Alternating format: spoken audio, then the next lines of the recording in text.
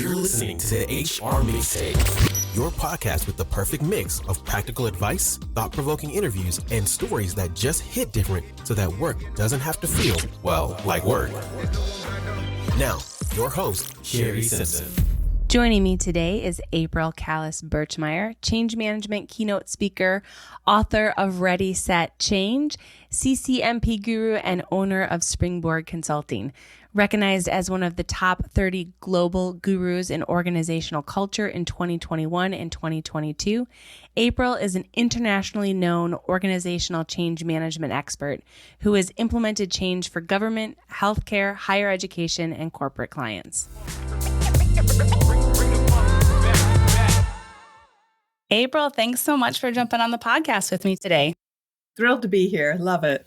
You have this amazing background in change management and very successful. And I'm curious, as you think about successful change management in organizations, what are some of the things that you see HR professionals do that are kind of primary indicators of its effectiveness?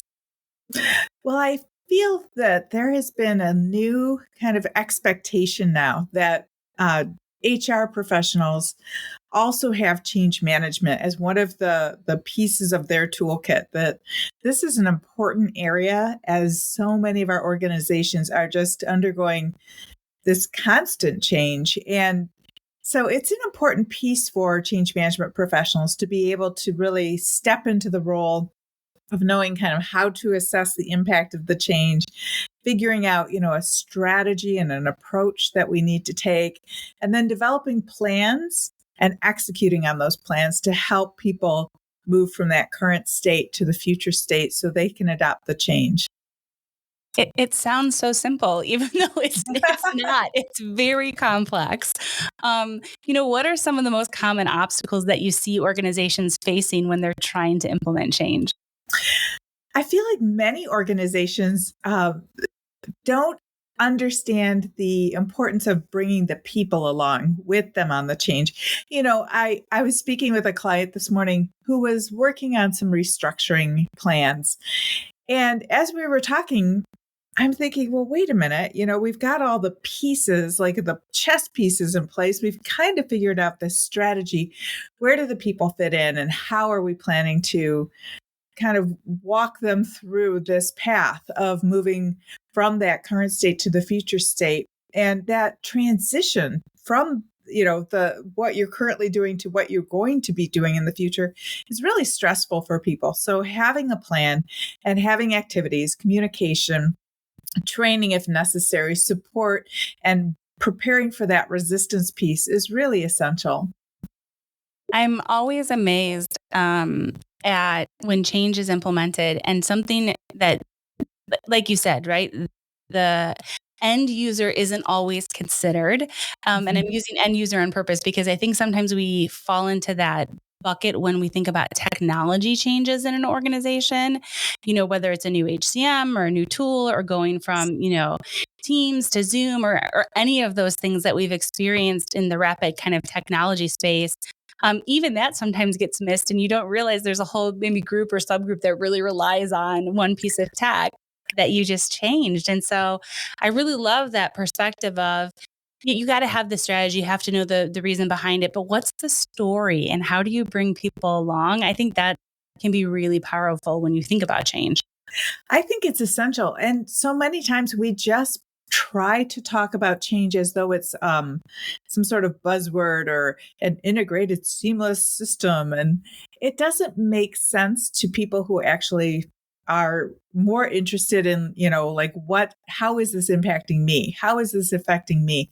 And so I think that when we craft our change definition, our message about change, I think we have to frame it in a way that makes sense to people as people, not necessarily as technical cogs in a wheel of sorts, but really as, in a human way, in a human-centric way, talking about, it's similar to when you had this happen in your life. And that's what we're talking about in terms of this change. I think that many people are so capable of understanding metaphor and analogy and love story.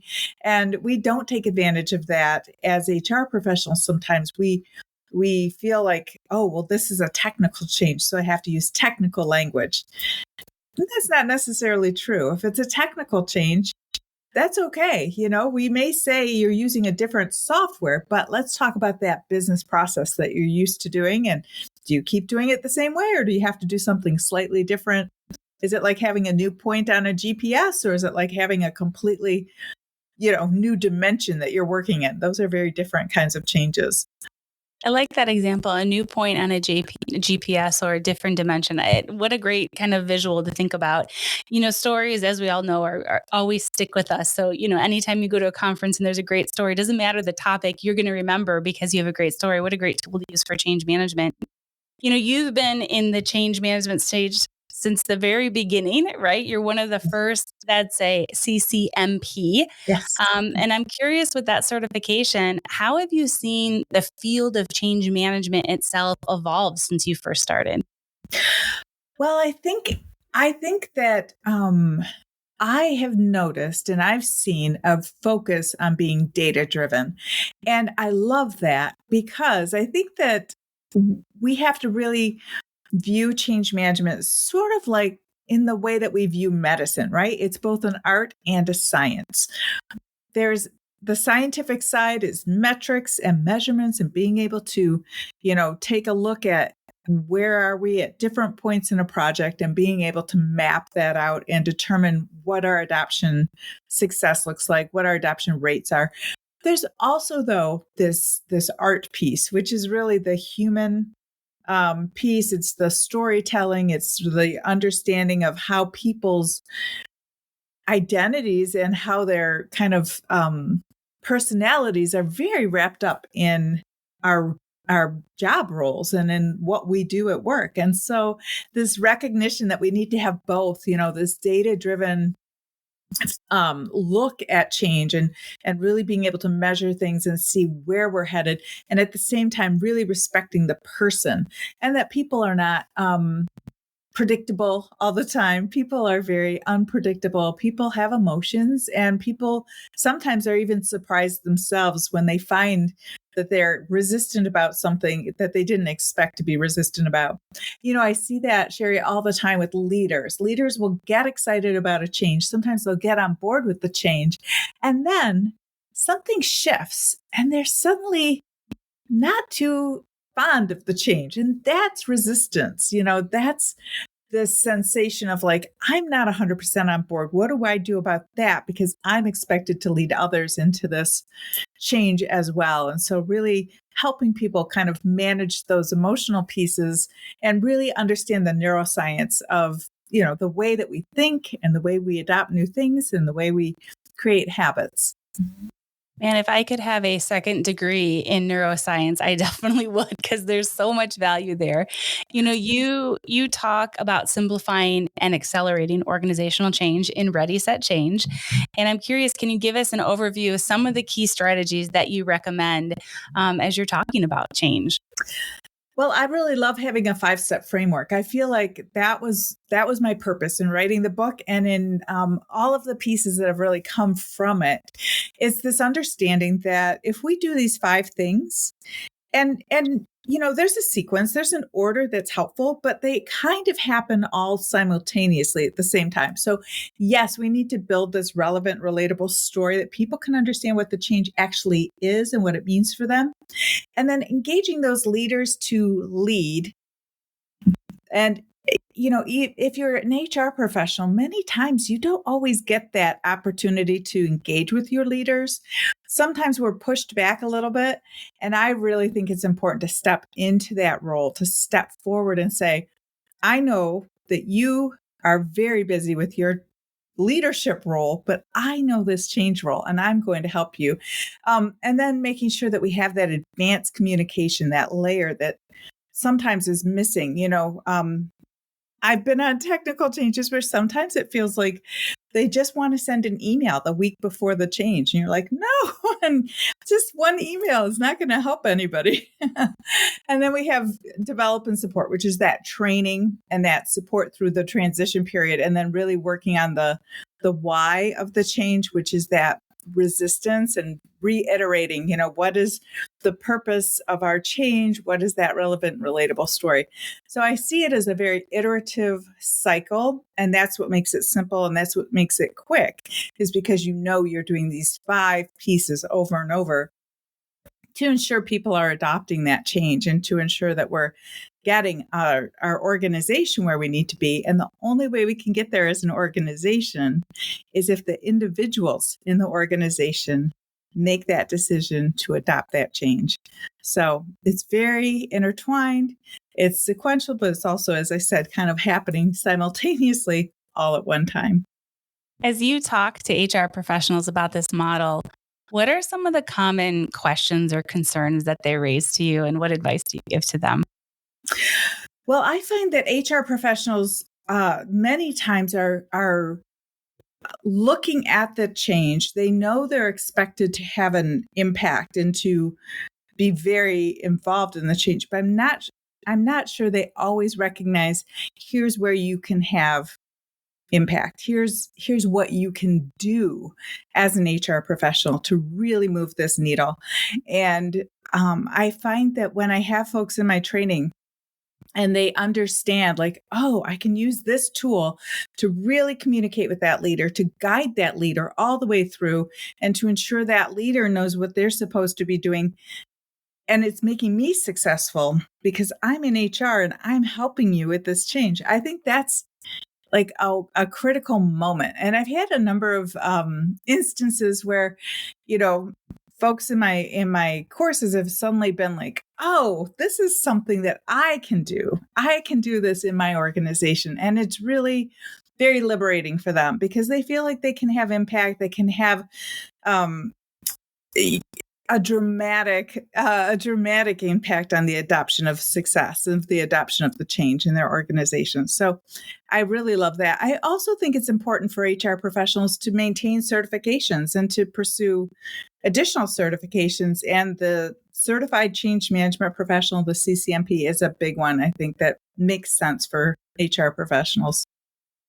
Yeah, and it puts HR professionals in that role of a business partner when you can come to the table and talk the business, talk about the change and how you're going to support that change and the impact it's going to have, the positive impact that business leader wants, and most likely is why they're implementing the change in the first place. So, having those skills is great, and it's important, and it has you show up differently than maybe you've shown up before as an HR person.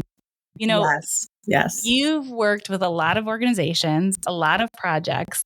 I'm curious on your most challenging change management project and what you learned from it that maybe we could take away as nuggets for ourselves.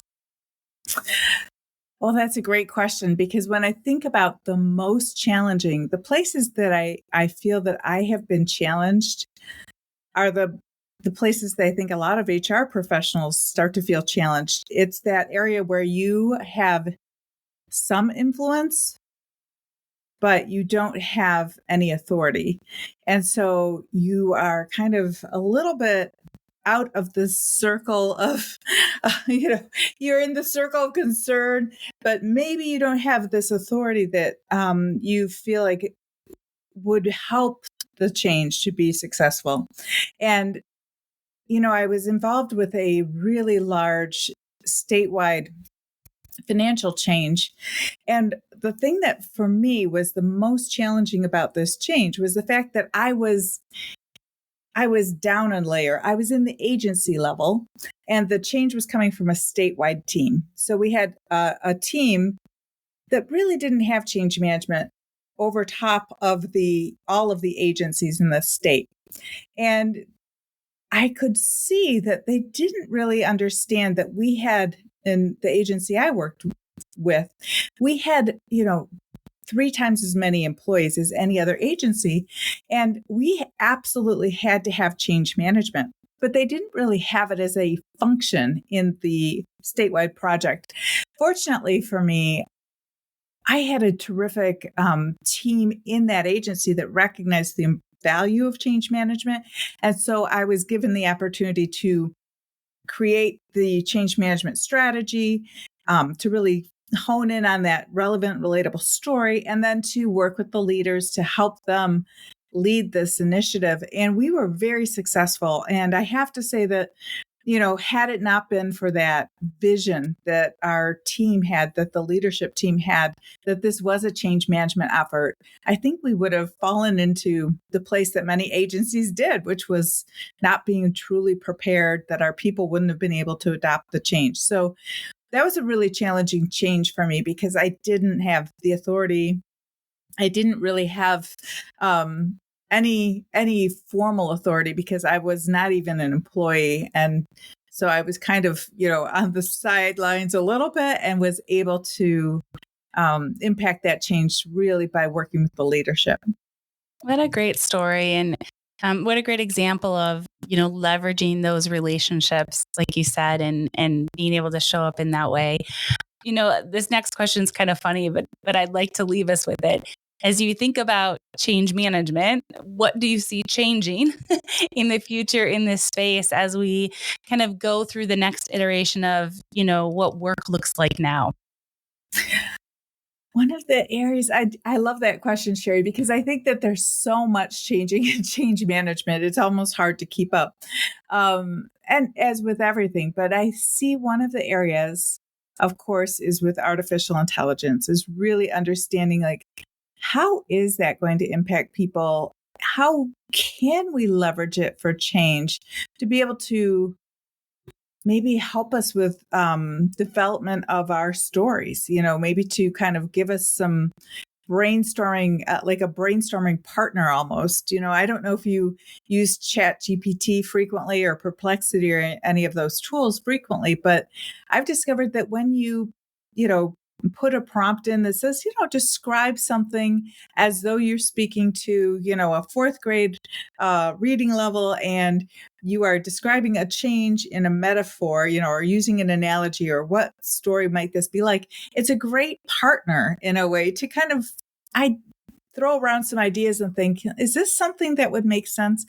And many times we are looking at relatively simple ideas, right? Like we're thinking about, making 3 or 4 companies into one. So we're looking into, a global unit becoming one, whole group. But there's a lot of different stories that could come into that.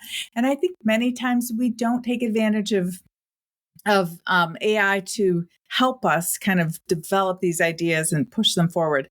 I think we have to be really cautious also, because I think that, like anything, garbage in, garbage out. So you have to really vet what you have back and think, is this something that actually is helpful, or is it just look good?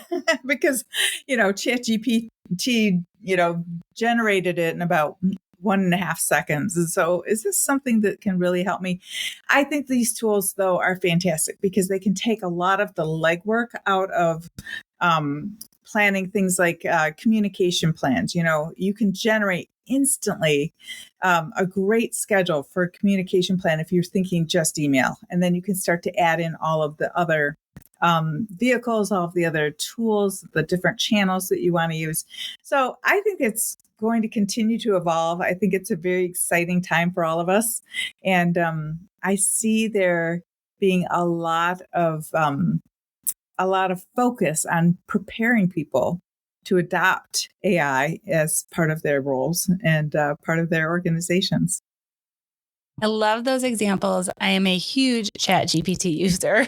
And you're absolutely right. I tell people to think about it as an intern. Like, what's your first draft? Have it create your first draft and then react to it. Yes, don't copy and paste it. I say that all the time. Don't copy and paste it. Use it as a resource, just like anything else, like you would use a Google search. So I love those examples. April, this was such a great conversation and so relevant for today's HR professional to think about how we approach change and how we leverage it and how we work with our businesses and our leaders to influence without authority to help them reach their goals. So thanks for the conversation today. You're welcome. I love talking with you, Shari, and I look forward to our next conversation. Thank you. I hope you enjoyed today's episode. You can find show notes and links at thehrmixtape.com. Come back often and please subscribe, rate, and review.